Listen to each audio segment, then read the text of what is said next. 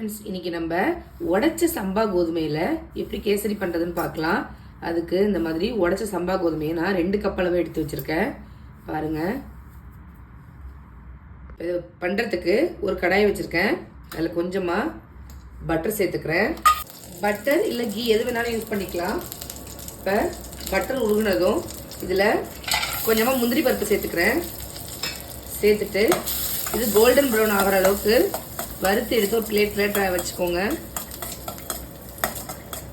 முந்திரி ஓரளவுக்கு வறுபட்டதும் இதில் காஞ்ச திராட்சை சேர்த்து வறுத்துக்கிறேன். இப்போ இது நல்லா வறுபட்டதும் ஒரு பிளேட்டுக்கு ட்ரான்ஸ்ஃபர் பண்ணிக்கிறேன்.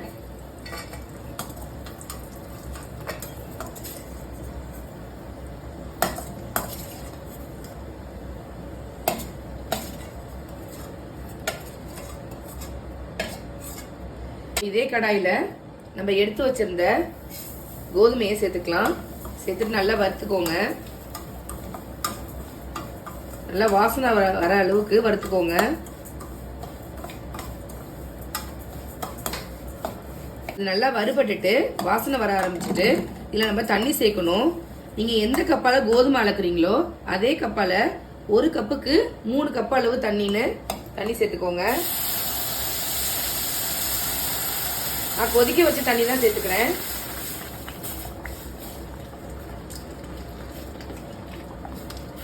வேகட்டும். அடுப்பை இப்ப ஃபுல் ஃப்ளேமுக்கு மாத்திருங்க. நல்லா வெந்து வரட்டும். இதுல ஒரே ஒரு பிஞ்சு சால்ட் சேர்த்துக்கோங்க. இப்ப 10 நிமிஷம் போல ஆயிருக்கு. பாருங்க, இது ஓரளவுக்கு வெந்திருக்கு. இது ரவா மாதிரி சீக்கிரம் வேகாது, கொஞ்சம் டைம் ஆகும். இந்த ஸ்டேஜில் நம்ம சுகர் சேர்த்துடக்கூடாது. இது நல்லா தண்ணியெல்லாம் ட்ரைன் ஆகிற அளவுக்கு வேக வைக்கணும். அதுக்கப்புறம் தான் ஸ்வீட் சேர்க்கணும். இல்லைனா மேலே வெந்த மாதிரி இருக்கும், அதுக்கப்புறம் உள்ளே வேகாமல் இருக்கும். இன்னும் கொஞ்சம் நேரம் இருக்கட்டும். பாருங்கள், ஒரு 15 நிமிஷம் போல் ஆயிருக்கு. நல்லா வெந்து வந்துருச்சு.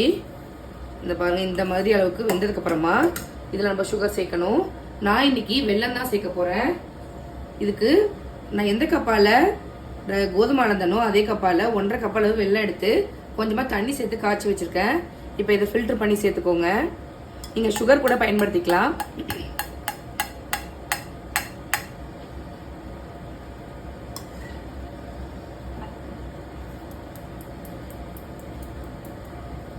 இப்போ வெல்லத்தை சேர்த்துட்டேன்.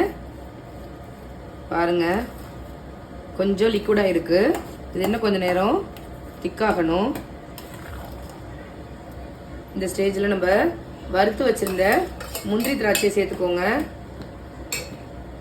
சேர்த்துட்டு மிக்ஸ் பண்ணி விட்டுக்கோங்க. இன்னும் ஒரு 5 மினிட்ஸ் போல் கிளறிட்டே இருந்தோம்னா திக்காய் வந்துடும். இப்போ இன்னும் ஒரு 5 நிமிஷம் ஆயிடுச்சு. பாருங்கள், நல்லா திக்காய் வந்துட்டு இது ஆறுனதுக்கப்புறமா நல்லா திக்காயிடணும். ஸோ இந்த ஸ்டேஜ்லேயே ஸ்டவ்வை ஆஃப் பண்ணிவிடுங்க.